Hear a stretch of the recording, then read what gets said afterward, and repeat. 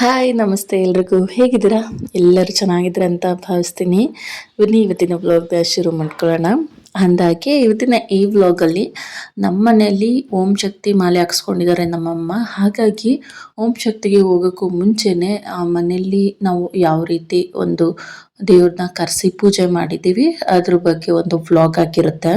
ಇನ್ನು ಇವತ್ತು ಸ್ವಲ್ಪ ಬೇಗನೆ ಎದ್ದು ಎಲ್ಲ ಥರ ರೆಡಿ ಮಾಡ್ಕೊತಾ ಇದ್ದೀವಿ. ನಾನು ಮಾಮೂಲಿ ಹೊರಗಡೆ ಕೆಲಸ ಎಲ್ಲ ಮುಗಿಸ್ಕೊಂಡೆ. ಇನ್ನು ನಮ್ಮ ಅಕ್ಕ ನನ್ನ ತಂಗಿ ಎಲ್ಲ ಅಡುಗೆ ಕೆಲಸ ಮಾಡ್ತಾ ಇದ್ದಾರೆ.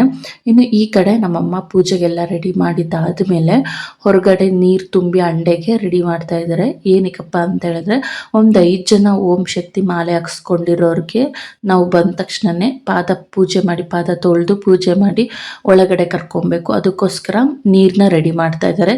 ಇದಕ್ಕೆ ನನ್ನ ಮಗಳು ವಂಶಿಮ ಕೂಡ ಹೆಲ್ಪ್ ಮಾಡ್ತಾ ಇದ್ದಾಳೆ. ಅವಳಿಗೆ ಈ ರೀತಿ ಒಂದು ಆಕ್ಟಿವಿಟಿ ಎಲ್ಲ ಅವಳಿಗೆ ತುಂಬಾ ಇಷ್ಟ ಆಗುತ್ತೆ. ಅಮ್ಮ ನಾನು ಅಂತ ಮಾಡ್ತಾ ಇರ್ತಾಳೆ.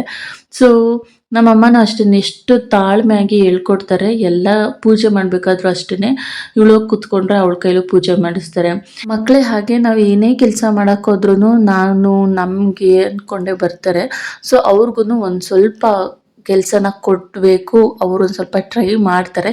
ಬೋರ್ ಆದ ತಕ್ಷಣ ಬಿಟ್ಬಿಡ್ತಾರೆ. ನಾನು ಮನೆ ಒರೆಸ್ಬೇಕಾದ್ರೂ ಅಷ್ಟೇ ಅಮ್ಮ ನಾನು ಅಂತ ಬದಲು ಕೋಲ್ ಕೊಟ್ಟೆ ಒಂದು ಸ್ವಲ್ಪ ಹೊತ್ತು ಒರೆಸಿದ್ಲು. ಆಮೇಲೆ ಅವಳೇನೆ ಅಮ್ಮ ಸಾಕು ಅಂತ ಹೇಳ್ಬಿಟ್ಟು ಹೋದ್ಲು. ಸೊ ಈ ರೀತಿ ಮಕ್ಕಳನ್ನ ನಾವು ಮಾಡುವಂಥ ಕೆಲಸದಲ್ಲಿ ಒಂದು ಸ್ವಲ್ಪ ಹೊತ್ತು ಅವ್ರಿಗೂ ಸಹ ಟೈಮ್ ಕೊಟ್ಟಾಗ ಅವ್ರಿಗೆ ಆ ಕೆಲಸ ಮಾಡಿದ್ದು ಇಷ್ಟ ಆಗುತ್ತೆ. ಇನ್ನು ಓಂ ಶಕ್ತಿ ಮಾಲೆ ಹಾಕ್ಸ್ಕೊಂಡಿರೋರು ಮನೆಗೆ ಬರೋಕ್ಕೂ ಮುಂಚೆನೆ ಎಲ್ಲ ಥರ ಏನೇನು ಬೇಕು ಪೂಜೆಗೆ ಅಂತ ಹೇಳ್ಬಿಟ್ಟು ಒಂದು ಕಡೆ ಒಂದು ರೂಮಲ್ಲಿ ರೆಡಿ ಮಾಡಿಟ್ಬಿಟ್ಟಿದ್ದಾರೆ ನಮ್ಮಮ್ಮ. ಹಾಗೆ ನಾವು ಅಂದ್ಕೊಂಡಿದ್ದ ಟೈಮ್ಗೆ ಬೇಗನೆ ಅಡುಗೆ ಆಗಿರ್ಬೋದು, ಬೇರೆ ಯಾವುದೇ ಕೆಲಸ ಆಗಿರ್ಬೋದು ಆಗಲಿಲ್ಲ. ಸ್ವಲ್ಪ ಲೇಟಾಗಿ ಆಯಿತು. ಲೇಟ್ ಆದರೂ ಪರವಾಗಿಲ್ಲ, ಇವತ್ತು ಪೂಜೆ ಮಾಡಲೇಬೇಕು ಅಂತ ಹೇಳ್ಬಿಟ್ಟು ಆಗ ಅಕ್ಕ ಮತ್ತು ತಂಗಿ ಸೇರಿಕೊಂಡು ಎಲ್ಲ ಥರ ಅಡುಗೆನೂ ಮಾಡಿದ್ದಾರೆ. ನೈವೇದ್ಯಕ್ಕೆ ಜೊತೆಗೆ ಓಂ ಶಕ್ತಿ ಮಾಲೆ ಹಾಕ್ಸ್ಕೊಂಡು ಬಂದಿರೋರಿಗೆ ಪ್ರಸಾದಕ್ಕೆ ಅಂತ ಹೇಳ್ಬಿಟ್ಟು ಮಾಡಿದ್ದಾರೆ. ಇನ್ನು ನಾನು ಏನು ಕೆಲಸನೂ ಮಾಡಲಿಲ್ಲ. ಅಡುಗೆ ಕೆಲಸಕ್ಕಂತೂ ಮೊದಲಾಗಿ ಹೋಗೋದೇ ಇಲ್ಲ. ಏನಕ್ಕಪ್ಪ ಅಂತ ಹೇಳಿದ್ರೆ ಒಂದು ಸ್ವಲ್ಪ ಹೆಚ್ಚು ಕಮ್ಮಿ ಆದರೂ ನಮ್ಮ ಅಮ್ಮನ ಕೈಲಿ ಬಯಸ್ಕೊಬೇಕು.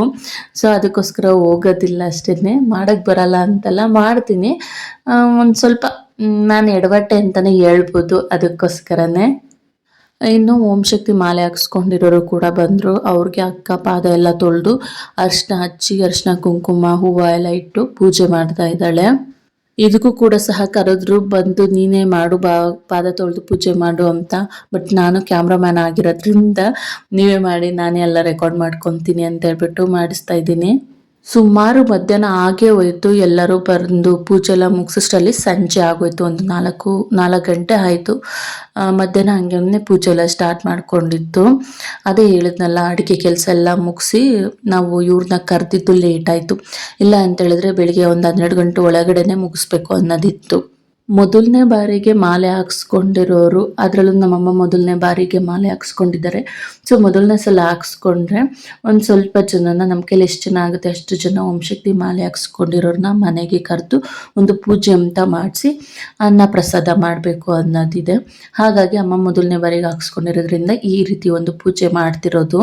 ನಾನು ಸಾಮಾನ್ಯವಾಗಿ ಈ ರೀತಿ ಒಂದು ಪೂಜೆ ಪುನಸ್ಕಾರ ಎಲ್ಲ ನಾನು ಸ್ವಲ್ಪ ದೂರನೇ. ಮನೇಲಿ ನಾನು ಯಾವಾಗಲೂ ಹೇಳ್ತಾ ಇರ್ತೀನಿ, ಮನೇಲಿ ಒಂದು ಪೂಜೆ ಅಚ್ಚುಕಟ್ಟಾಗಿ ಮಾಡಿದ್ರೆ ನನಗೆ ಅದೇ ಜಾಸ್ತಿ. ಬಟ್ ಇದೆಲ್ಲ ನನಗೆ ಅಷ್ಟಾಗಿ ಗೊತ್ತಾಗೋದಿಲ್ಲ. ಬಟ್ ನನಗೆ ಈ ಸಲ ಇವರೆಲ್ಲ ಬಂದು ಮನೇಲಿ ಒಂದು ಪೂಜೆ ನಡೀತಲ್ಲ, ಒಂಥರ ಬೇರೆ ಪಾಸಿಟಿವ್ ಬಂದ್ಬಿಡ್ತು ಮನೇಲಿ, ಪಾಸಿಟಿವ್ ವೈಬು. ನಾನು ಅದೇ ಮುಂದೆ ಅವ್ರು ಹೋಗಿದ ತಕ್ಷಣವೇ ಒಂಥರ ನನಗೆ ಖುಷಿ ಆಯಿತು ಇವತ್ತಿನ ಪೂಜೆ ಅನ್ನೋ ಥರ. ಅಷ್ಟು ಚೆನ್ನಾಗಿತ್ತು ನಮ್ಮ ಮನೇಲಿ ಪೂಜೆ. ಅದ್ರ ಜೊತೆಗೆ ಇನ್ನೊಂದೇನೆಂದರೆ, ಈ ರೀತಿ ಪೂಜೆ ಪುನಸ್ಕಾರ ಎಲ್ಲ ಮಾಡಬೇಕಾದ್ರೆ ಮಕ್ಕಳು ಇದ್ಬಿಟ್ರಂತೂ ಸ್ವಲ್ಪ ಕಷ್ಟ ಆಗುತ್ತೆ. ಅಂದರೆ ಏನು ಕೆಲಸ ಇರುತ್ತೆ ನಮಗೆ ಆ ಟೈಮಲ್ಲೇ ಮಕ್ಕಳು ಕೈ ಬಿಡೋದಿಲ್ಲ. ನನ್ನ ಮಗಳು ಸಹ ಹಾಗೆ ಮಾಡ್ತಾಯಿದ್ಲು, ಅಮ್ಮ ಎತ್ಕೊಳ್ಳಿ ಅನ್ನೋ ಥರ. ಹಾಗಾಗಿ ಓಂ ಶಕ್ತಿ ಮಾಲೆ ಹಾಕ್ಸ್ಕೊಂಡು ಬಂದಿದ್ರಲ್ಲ, ಅವರಲ್ಲಿ ಒಂದಿಬ್ಬರು ಮಕ್ಕಳು ಕೂರಿಸ್ಕೊಂಡು ನನ್ನ ಮಗಳನ್ನ ಆಟ ಆಡಿಸ್ತಿದ್ದಾರೆ. ಅವ್ರನ್ನಂತೂ ಇವಳು ಬಿಡೋಂಗೆ ಇಲ್ಲ, ಅಮ್ಮ ಪಾಪು ಬೇಕು ಅನ್ನೋ ಥರ. ನನಗೆ ಪಾಪುಗೂ ಹೊಡೆದೇ ಬಿಡೋಣ ವಂಶುಮಗೆ ಅನ್ನೋಷ್ಟು ಸಿಟ್ಟು ತರಿಸ್ತಾ ಇದ್ಲು. ನನಗೆ ನೀಟಾಗಿ ಪೂಜೆ ಮಾಡೋದಕ್ಕೆ ಆಗಿರ್ಬೋದು ಅಥವಾ ಪೂಜೆ ನೋಡೋದಕ್ಕೆ ವಿಡಿಯೋ ಮಾಡ್ಕೊಳ್ಳೋದಕ್ಕೆ ಅವಳು ಬಿಡ್ತಾನೆ ಇರಲಿಲ್ಲ. ಅಮ್ಮ ಎತ್ಕೊಳ್ಳಿ, ಅಮ್ಮ ಅಲ್ಲ ಹೋಗಿ, ಅಮ್ಮ ಇಲ್ಲಿ ಹೋಗಿ ಅಂತ ಹಿಂಸೆ ಕೊಡ್ತಾನೆ ಇದ್ಲು. ಕೊನೆಗೆ ಲಾಸ್ಟಿಗೆ ಮಲ್ಕೊಂಬಿಟ್ಲು ಒಂಚೂಮ. ಇನ್ನು ಮಲ್ಕೊಂಡಿದ್ದಾದಮೇಲೆ ಅಷ್ಟರಲ್ಲಿ ಪೂಜೆನೂ ಕೂಡ ಮುಗೀತು. ಇನ್ನು ಪ್ರಸಾದ ಎಲ್ಲ ಎಲ್ರಿಗೂ ಬಡಿಸಿ ಅವರು ಕೂಡ ಊಟ ಮಾಡಿ ಹೊರಡ್ತಾ ಇದ್ದಾರೆ. ಲಾಸ್ಟಿಗೆ ಎಲ್ಲರ ಕಾಲಿಗೂ ಬಿದ್ದು ಆಶೀರ್ವಾದ ಕೂಡ ತಗೊತಾ ಇದ್ದೀವಿ. ಇಲ್ಲಿ ನಾನು ನಮ್ಮ ಅಮ್ಮನ ಕಾಲಿಗೆ ಬಿದ್ದಿದ್ದೀನಿ. ನಾನು ಏನೇನು ತಪ್ಪು ಮಾಡಿದ್ದೀನಿ ಅದಕ್ಕೊಂದು ಕ್ಷಮೆನೂ ಕೂಡ ಮನಸಲ್ಲೇ ಕೇಳಿಕೊಂಡು ಕಾಲಿಗೆ ಬಿದ್ದೆ. ಸೊ ಇದೊಂದಿತ್ತು, ನಮ್ಮ ಅಮ್ಮನ ಕಾಲಿಗೆ ಬಿದ್ದು ನಾನು ಕ್ಷಮೆ ಕೇಳಬೇಕು ಅನ್ನೋದು. ಈ ರೂಪದಲ್ಲಿ ದೇವ್ರು ನೆರವೇರಿಸ್ತಾ ಅಂತ ಅನ್ಕೊಂಡಿದ್ದೆ ಕೂಡ. ಓಂ ಶಕ್ತಿ ಮಾಲೆ ಹಾಕ್ಸ್ಕೊತೀನಿ ಅಂತ ಹೇಳಿದಾಗ ನಮ್ಮಮ್ಮ ಆ ಟೈಮಲ್ಲಿ ಆಶೀರ್ವಾದ ತಗೊಳ್ಳೋದ್ರ ಮೂಲಕ ಒಂದು ಕ್ಷಮೆ ಕೇಳ್ಬಿಡೋಣ ಅನ್ನೋ ಥರ. ಬಟ್ ನಮ್ಮಮ್ಮಗೆ ಡೈರೆಕ್ಟಾಗಿ ನಾನು ಕೇಳಿಲ್ಲ, ಮನಸಲ್ಲೇ ಕೇಳಿಕೊಂಡು ಸಾರಿ ಕೇಳಿದೆ. ಇನ್ನು ನನ್ನ ಹಸ್ಬೆಂಡ್ ಕೂಡ ಬರ್ತೀನಿ ಅಂತ ಹೇಳಿದರು. ಸೊ ಓಂ ಶಕ್ತಿ ಮಾಲೆ ಹಾಕ್ಸ್ಕೊಂಡಿರೋರೆಲ್ಲ ಹಿಂಗೆ ಹೋದ್ರು, ನನ್ನ ಹಸ್ಬೆಂಡ್ ಹಿಂಗೆ ಬಂದರು. ಸೊ ಅವರು ಕೂಡ ಬಂದ ತಕ್ಷಣವೇ ನನ್ನ ಮಗಳು ಫುಲ್ ಏನು ಚಾಡಿ ಹೇಳ್ತಾ ಇದ್ದಾಳೆ ನನ್ನ ಮೇಲೆ. ಅಮ್ಮ ಏನು ಹೇಳ್ತಾಳೋ ಅರ್ಥನೇ ಆಗಲ್ಲ. ಬಟ್ ನನ್ನ ಮೇಲಂತೂ ಕಂಪ್ಲೇಂಟ್ ಮಾಡ್ತಾ ಇದ್ದಾಳೆ. ಜೊತೆಗೆ ಮನೆ ಒಳಗಡೆ ಅವಳು ಎಲ್ಲೆಲ್ಲಿ ಬಿದ್ದಿದ್ಲು, ಗಾಯಗಳು ಮಾಡ್ಕೊಂಡಿಲ್ಲೋ ಅದನ್ನೆಲ್ಲ ಹೇಳ್ತಾ ಇದ್ದಾಳೆ. ಅವ್ರಿಗೆ ಎಷ್ಟು ಅರ್ಥ ಆಯ್ತೋ ಬಿಡ್ತೋ ನನಗಂತೂ ಗೊತ್ತಿಲ್ಲ. ಇನ್ನೂ ಒಂದು ಸ್ವಲ್ಪ ಹೊತ್ತು ಬಿಟ್ಟು ಅವರು ಕೈಕಾಲು ಮುಖ ಎಲ್ಲ ತೊಳ್ಕೊಂಡು ಪೂಜೆ ಮಾಡಿದ್ದಾದಮೇಲೆ ಇನ್ನು ನಾವು ಮನೆಯವರೆಲ್ಲ ಸೇರಿಕೊಂಡು ಬ್ಯಾಟಿಂಗ್ ಮಾಡ್ತಾ ಇದ್ದೀವಿ. ನನಗಂತೂ ನಾನು ಆಗಲೇ ಹೇಳ್ದಾಗೆ ಇವತ್ತು ನಮ್ಮ ಮನೇಲಿ ಪಾಸಿಟಿವ್ ವೈಬ್ ಇತ್ತು. ಒಂಥರ ನನಗಂತೂ ಫುಲ್ ಖುಷಿ. ಜೊತೆಗೆ ನನ್ನ ಹಸ್ಬೆಂಡ್ ಕೂಡ ಬಂದಿದ್ದರು. ಮಗಳು, ಹಸ್ಬೆಂಡು, ನನ್ನ ತವರು ಮನೇಲಿರೋದು ನಾನು. ಸೊ ಒಂಥರ ಬೇರೆಯೇ ಲೋಕಕ್ಕೆ ಕರ್ಕೊಂಡು ಹೋಗ್ತಾ ಇತ್ತು ನನ್ನದಂತೂ. ಇನ್ನು ಇದೇ ಖುಷಿಲಿ ನಾನು ಈ ವ್ಲಾಗ್ನ ಎಂಡ್ ಮಾಡ್ತಾ ಇದ್ದೀನಿ. ಸೊ ಇಷ್ಟ ಆದರೆ ಲೈಕ್ ಮಾಡಿ, ಕಾಮೆಂಟಲ್ಲಿ ತಿಳಿಸಿ. ಪ್ಲೀಸ್ ಸಬ್ಸ್ಕ್ರೈಬ್ ಆಗಿ ಸಪೋರ್ಟ್ ಮಾಡಿ. Thank you.